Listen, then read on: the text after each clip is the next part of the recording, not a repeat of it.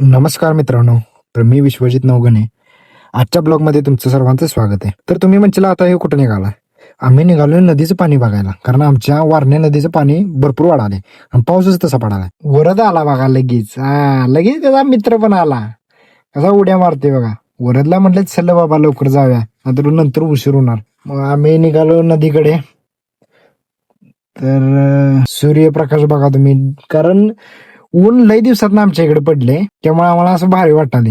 ढग बघा कसलं भारी दिसाले. जरा पावसाचं वातावरण आहे, पण तरी पण ऊन पडल्यावर कसं मनाला जरा शांती मिळाली. तर हे बघा आमचं पारगाव. आम्हाला कुठं दुनियात जाऊ दे, जिल्ह्यात जाऊ दे, बाहेरच्या कुठं पण जाऊ दे, तिथं आम्हाला गमत नाही. कारण आमच्या पारगावात आलं की मला लई गमते बघा. मित्रांनो, तुमचं जर पारगावात कोणा जर असलं तर लगेच कमेंट करा या व्हिडिओला. आमच्या पारगाव मधनं जरा पुढे गेले की नाही अमृतनगर पाटा लागतोय.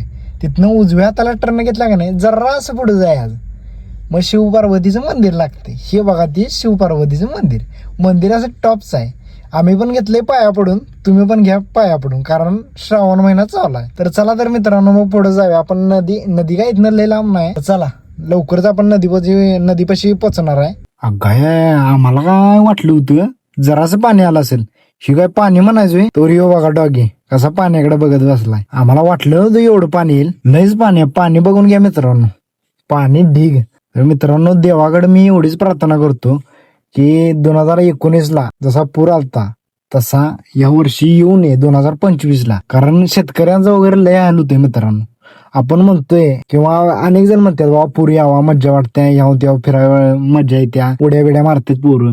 खरं ज्याचं जळतंय त्यालाच कळतंय मित्रांनो. कारण का माहितीये का, ज्याच्या उमऱ्याला पाणी लागते त्यालाच ते दुःख आहे.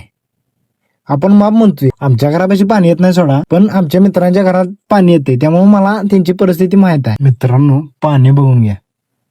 प्रत्येकदाला काय मला म्हटलं की वरण उडी मारल्यावर पाक त्या निलेवाडीच्या पुलावर निघतो. प्रत्येकदा म्हणला मारून बघूया काय. हे बाबा म्हटलं अजून आपल्याला लय व्हिडिओ करायचा आहे, ग बस म्हणले. पूर्ण पाऊस आता आज तरी मित्रांनो पाऊस थांबलाय. बघूया आता पाणी उतरलं तर माझी इच्छा उतरावी, 100% उतरावी, कारण शेतकऱ्यांचं वगैरे भरपूर नुकसान होतंय आणि ज्यांची पूरग्रस्त जे आहेत त्यांचं पण भरपूर नुकसान होत. पाणी कमी आलंच पाहिजे. पाणी बिनी घेतलं बघून तर प्रत्येकदा आला बघा गाडी घेऊन लगेच चला म्हणतो. वर पाऊस बी आलता, पावसात आता भिजाय नको म्हणून लवकर चला म्हणलं. लवकर जाऊया म्हणजे कसं लवकर पोहोचल. पावसानं असं चिपचिपीत भिजलेलो, म्हटलं पावसात भिजल्यावर आणि वडापाव खाणार नाही असं कधी होईल काय. तर म्हटलं उमर वडापाव खाऊन घेऊ आपण. हे बघा उमर वडापाव पशी आलोय आपण. पारगाव मधलं टॉपचा वडापाव इथं मिळतोय बरं का.